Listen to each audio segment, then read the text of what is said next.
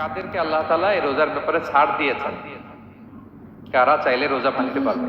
এই ফরজ রোজার ব্যাপারে কেউ কেউ কেউ আছে তারা ছাড় পায়, তারা কারা? হু আর দে? এটা আমরা আগে একটু শুনি।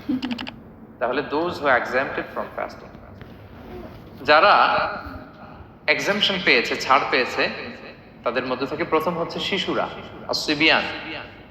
শিশুদের উপর রোজা ফরজ না, যতক্ষণ না তারা ম্যাচিউরড হয়। শিশুদের উপর কিন্তু রোজা ফরজ না, প্রাপ্তবয়স্ক হওয়ার আগ পর্যন্ত ফরজ না। তাই বলে আবার শিশুদেরকে রোজা রাখতে বাদ সাধবেন না, রাখতে দিবেন। আমার বড় মেয়ের বয়স 8 বছর, সে গতকাল রোজা রেখেছে, সে মহা খুশি। সে কখনো অডিও কল দেয়, কখনো ভিডিও কল দেয়, কখনো ইফতারির ছবি পাঠায়। মানে এটা তাদের মধ্যে কিন্তু একটা অনেক চমৎকার একটা ভালো ইমেজ কাজ করে। তারা বাধা দিবেন না যদি রাখতে চায়। অনেক বাবা মারা এত সচেতন, এত অতি সচেতন যে ছেলে মেয়েরা রাখতে চায় কিন্তু বাবা মারা দিতে চায় না। 1-2 দিন না খেয়ে থাকলে বাচ্চারা মরে যায়, কিন্তু তার মধ্যে এই যে একটা স্পিরিচুয়াল একটা কি বলবো ভাইব আসলো, একটা স্পিরিট আসলো, এটা যেন আমরা নষ্ট না করি। আমার মনে আছে বৈশাখী টেলিভিশনে একটা লাইভ প্রোগ্রামে এক ছোট্ট মেয়ে প্রশ্ন করতেছে যে, হুজুর আমি তো রোজা রাখতে চাই, আম্মু আমাকে রাখতে দেয় না, আম্মুকে একটু বলে দেন যাতে আমাকে রাখতে দেয়। ছোট্ট একটা মেয়ে, সে ফোন করে আমাকে প্রশ্ন করলো। তো দেখেন যে এটা ওই বাবা মায়ের তো গর্ব করা উচিত যে আমার ছোট্ট মেয়ে 7 বছর 8 বছর, যদিও এখনো ফরজ হচ্ছে, আরো কয়েক বছর পরে হবে, কিন্তু সে রাখতে চায়, সে সেলিব্রেট করতে চায় সে আমাকে। তা আমরা যেন তাদেরকে বাধা না দেই, আমরা যেন তাদেরকে ইন্সপায়ার করি। আমার মনে আছে আমি ছোটবেলা, তখন আমি মাদ্রাসায় ভর্তি হই নাই, আমি তখন স্কুলে পড়তাম, তো খুব ছোট, কিন্তু আমি রোজা রাখতে চাইতাম, আব্বা আম্মা দিতে চাইতো না। আমার দাদি আমাকে বলতো যে তুমি একটা কাজ করবা, তুমি সকালে স্কুলে যাবা, দুপুর 12টায় ফিরে আসবা, এসে খেয়ে ফেলবা, তো হাফ রোজা হয়ে গেল, অর্ধেক। এরপরের দিন আবার সকালে না খেয়ে যাবা, দুপুর 12টায় এসে খেয়ে ফেলবা, এনাদার হাফ, তো 2 হাফ মিলে একটা হয়ে গেছে। এইভাবে আমি অনেকগুলো রোজা রাখছিলাম ওই বছর। এখনো এই স্মৃতি আমাকে স্মৃতিকাতর করে। আমার দাদি, যে আমার দাদি নাই, চলে গেছেন, আল্লাহ আমাকে জান্নাত নসিব করুক, আমরা দোয়া করি। কিন্তু আজও আমার কাছে এই নস্টালজিয়া ফিলিংটা হয় যে আমি কিন্তু এইভাবে রোজা রাখছিলাম ছোটবেলায়। আমাদের বাচ্চারাও তাই করে। সো ওদের মধ্যে যে এই আবেগ, এই উচ্ছ্বাস, এটাকে যেন আমরা নষ্ট না করি। বাট লিগালি তাদের উপর রোজা ফরজ হয়নি, প্রাপ্তবয়স্ক তারা রাখবে, তাইলে ওদের রাখা লাগবে না। নাম্বার 2, মাজনুন, পাগলদের উপর রোজা ফরজ হয় না। যারা পাগল তাদের উপর ফরজ হয় না। একটা হাদিস শোনাই, আল্লাহ রাসূল সাল্লাল্লাহু আলাইহি ওয়াসাল্লাম বলেছেন, আমি সবকিছু খুব প্রিসাইজলি বলছি যেহেতু আমাদের সময় কম। রুফি আল কালামু আন সালাসা, 3 ব্যক্তির উপর থেকে শরীয়তের কলম উঠিয়ে নেওয়া হয়েছে। আনিন নাইমি হাত্তা ইয়াস্তাইকিযা, ঘুমন্ত ব্যক্তি যতক্ষণ না সে জাগে। ঘুমের মধ্যে আপনারা কেউ বকা দিয়ে ফেললে আপনি মাইন্ড করতে পারবেন না, তো ঘুমাইছিল, কাকে বকা দিছে কি করছে সে জানেই না। ঘুমন্ত ব্যক্তির উপর থেকে শরীয়তের কলম উঠিয়ে নেওয়া হয়েছে। আনি সবিগি হাত্তা ইয়াহতালিমা, শিশু যতক্ষণ না সে প্রাপ্তবয়স্ক হয়। ওয়া আনিল মাজনুনি হাত্তা ইয়াকিলা, পাগল যতক্ষণ না সে সুস্থ হয়। এই 3 শ্রেণীর ব্যক্তি থেকে শরীয়তের কলম উঠিয়ে নেওয়া হয়েছে। বুঝতে পেরেছেন? আচ্ছা, 2টা গেল। 3 নাম্বার হচ্ছে মারিদ। আপনি যদি খুব অসুস্থ হন তাহলে আপনি রোজা ভাঙতে পারবেন, যেটা আমরা ওই যে ইন্ট্রোডাক্টরি ডিসকাশনে বলেছি যে অসুস্থ হলে আপনি রোজা ভাঙতে পারবেন। 4 নম্বরে হচ্ছে মুসাফির, ট্রাভেলার, যদি আপনি লম্বা সফর করেন আপনি রোজা ভাঙতে পারবেন। এটা ন্যূনতম সীমা হচ্ছে 48 মাইল।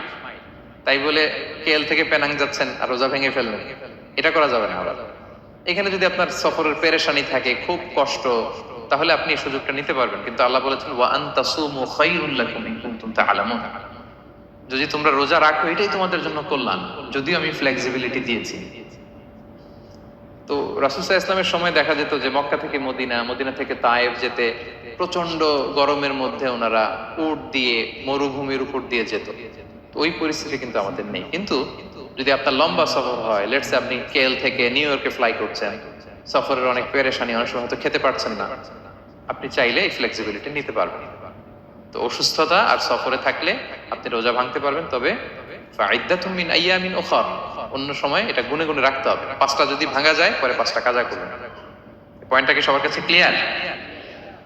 সফরে যে রাসূল সাল্লাল্লাহু আলাইহি ওয়াসাল্লাম রমাদানে রোজা ভেঙেছে, এটার একটা দলিল বলি। আপনারা মক্কা বিজয়ের নাম শুনেছেন না? রাসূল সাল্লাল্লাহু আলাইহি ওয়াসাল্লাম হিজরত করলেন, পরে আবার বিজয় করলেন। এই মক্কা বিজয় কত হিজরিতে হয়েছে কে বলতে পারবেন? হ্যাঁ, হিজরি বলেন তো দেখি। অষ্টম হিজরি, মাশাআল্লাহ। অষ্টম হিজরিতে রাসূল সাল্লাল্লাহু আলাইহি ওয়াসাল্লাম যখন মক্কা বিজয় করতে যান, এটা কোন মাস ছিল জানেন? হ্যাঁ, রমাদান মাস। রমাদানের 20 তারিখে মক্কা বিজয় হয়েছে, 20 রমাদান। রাসূল সাল্লাল্লাহু আলাইহি ওয়াসাল্লাম মদিনা থেকে মক্কায় যাচ্ছেন বিশাল বাহিনী নিয়ে। মক্কায় পৌঁছতে আরো 90 কিলোমিটার বাকি। আল কাদিদ নামে একটা জায়গা আছে, সহিহ বুখারীর বর্ণনা। ওই কাদিদ নামক জায়গায় রমাদানে রাসূল সাল্লাল্লাহু আলাইহি ওয়াসাল্লাম রোজা ভেঙেছিলেন, উটের উপর বসে ঢকঢক করে পানি খেয়েছিলেন, যাতে সবাই দেখে। কারণ সবাই ভাববে রমাদানের রোজা রাখবো কি রাখবো না, সবাই আলাদা করে বলতে অনেক সময় লাগবে। রাসূল সাল্লাল্লাহু আলাইহি ওয়াসাল্লাম একটা উঁচু জায়গায় সবাইকে দেখে উটের উপর পানি খেয়ে ফেললেন। ফলে রাসূলের দেখা দেখি সব সাহাবারা পানি খেয়ে রোজা ভেঙে ফেললো। এটা কোন মাস ছিল? সবাই বলতে হবে কোন মাস? রমাদান। রাসূল সাল্লাল্লাহু আলাইহি ওয়াসাল্লাম সফরে ছিলেন, ফলে তিনি রোজা ভেঙেছেন। দলিল পাইছেন?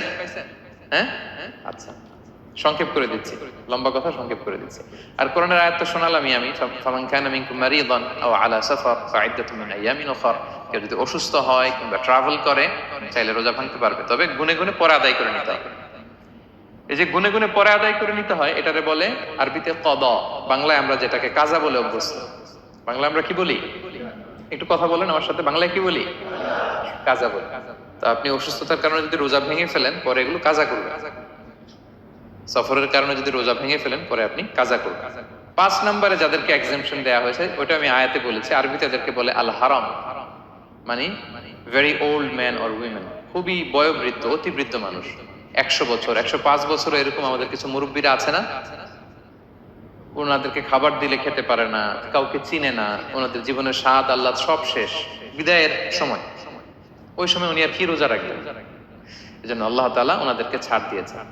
অনুরূপ ভাবে যদি এমন কোন অসুস্থ হয়, মানে মারিদুন লা ইউরজা শিফাউ, সে যে আবার সুস্থ হবে এই আশা আর নাই, এরকম ডাক্তার অনেক বলে দিছে যে ক্যান্সারের 3rd স্টেজে চলে আসছে, সে সার্ভাইভ করবে যতদিন কেমোথেরাপি দেওয়া হবে, তো শেষের দিকে সে অনেক অসুস্থ, অনেক ড্রাগস নিতে হয়, ওষুধ খাইতে হয়, তার আর সুস্থ হওয়ার সম্ভাবনা নেই।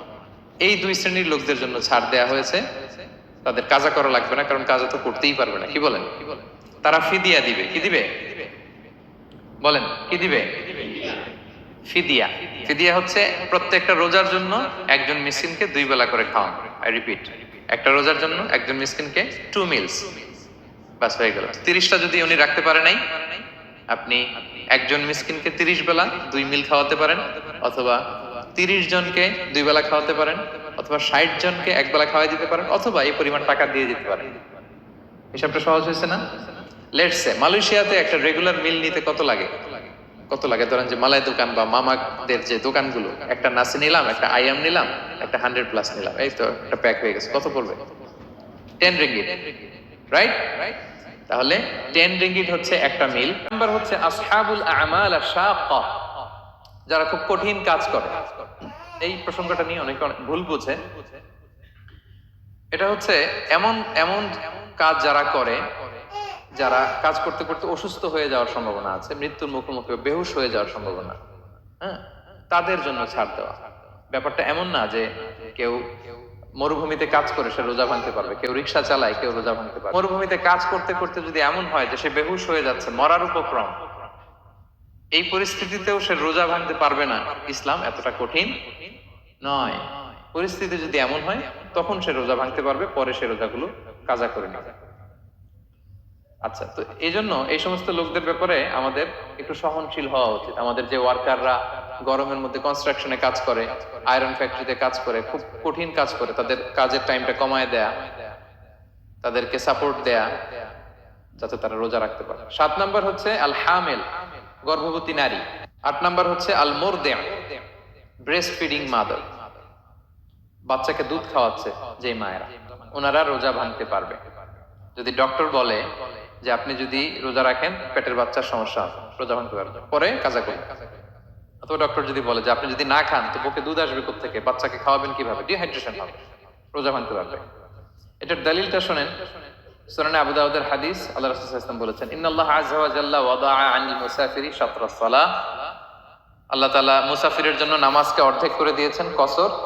ওয়া সিয়ামা আনিল হামিলি ওয়াল মুরদি, আর গর্ভবতী নারী আর দুধ খাওয়াচ্ছে এমন মায়ের জন্য আল্লাহ সিয়ামকে এক্সাম্পশন দিয়ে দিয়েছেন, ছাড় দিয়েছেন, তারা চাইলে রোজা ভাঙতে পারবে।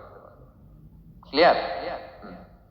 9 নাম্বার হচ্ছে মেনস্ট্রুয়েশনাল পিরিয়ড যাদের হয়, যে বোনদের পিরিয়ড হচ্ছে মাসিক, রোজা রাখবে না, যতটা ভাঙ্গা গেল পরে আদায় করে নিবে।